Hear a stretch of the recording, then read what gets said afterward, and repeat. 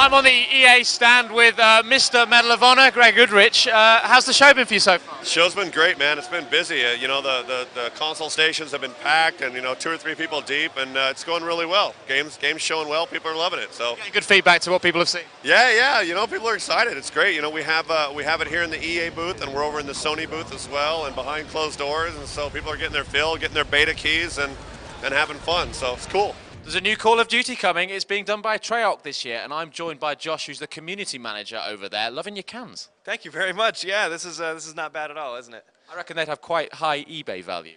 I'm thinking so, except they have my gamer tag on them, so that's the only problem. Oh, you can be able to give them away now. There you go.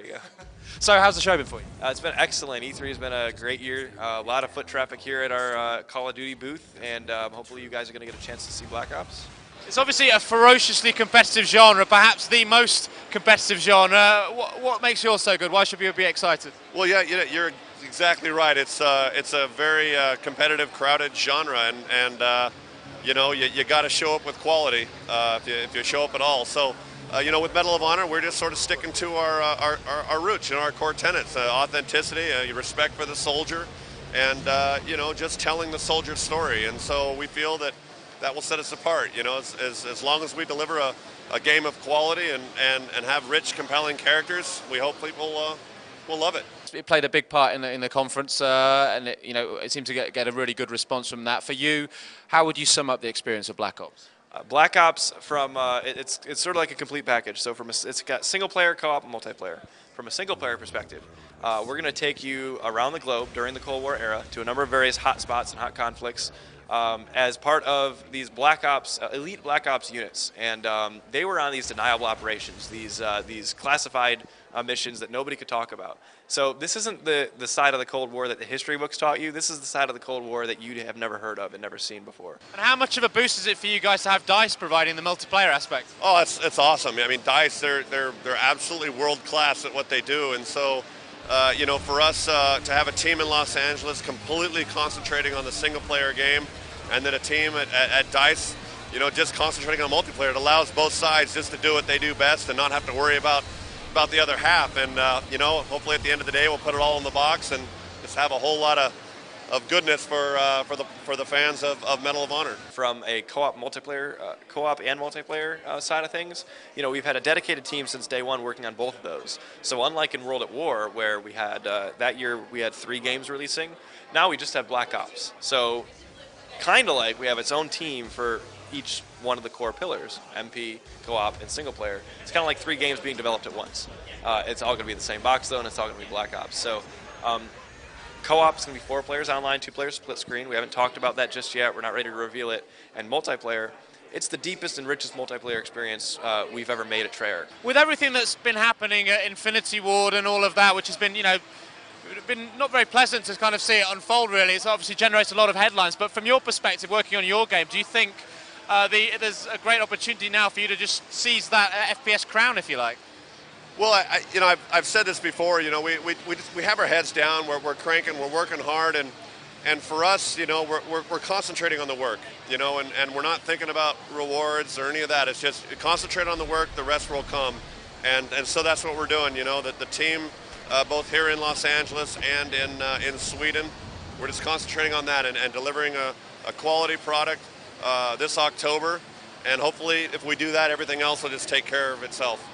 Given everything that's been going on, I mean, very publicly with Infinity Ward and then Respawn and all that coming up, it's all been quite dramatic, involving the Call of Duty franchise. Has that been a distraction? Has it been hard to kind of keep your heads down and carry on making the game when all this stuff's been blowing up in the press? Yeah, the Infinity Ward situation is unfortunate, but it's not something that we're going to let distract us. We really want to keep our heads down and stay focused on the task at hand, which is making Black Ops the best possible game it can be. We really are just sort of dashing towards that finish line on November 9th. And this year, I mean, Medal of Honor's getting a reboot, so they're very much kind of coming in and, with a big, strong charge and looking forward to taking you on. Do you relish, does the team relish the challenge of Medal of Honor, going toe-to-toe with them again? Yeah, I mean, and again, that's also something we don't want to distract ourselves with. We're still here making our game, and that's our #1 priority. And competition, there's a lot of great competition this year, and competition's good, and I think that Call of Duty is going to stand out in true fashion, and I think Black Ops is going to speak for itself. And obviously you are going up against not just Call of Duty but others, but are you relishing the fight, the challenge? You know, I'm a pretty competitive guy, you know, and yeah, you know, I think it's just good for the industry. I mean, I'm a big fan of those games, and not just you know, the Call of Duty franchise, but you know, all the shooters. I'm a connoisseur of those, and so I think it's healthy for the genre. It's healthy for the industry, and to have competition because we continue to push each other, and they make us better, and hopefully we'll do something that pushes them and makes them better. You know, it's just one of those things, and I think it's good for everyone. So do you think Black Ops is going to be better than Modern Warfare 2? I think that Call of Duty Black Ops is going to be the best game Treyarch's ever made. The best Call of Duty game ever? I hope so.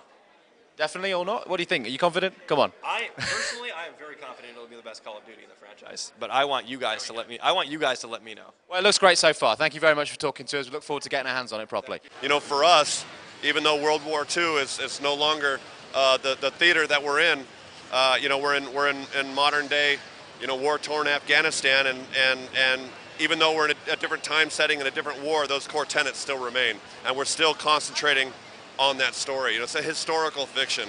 Concentrate on telling the soldier story and honoring that community, and you know, like I said, if we do it well enough, hopefully it'll touch a lot of people, and they'll love it, and they'll want more.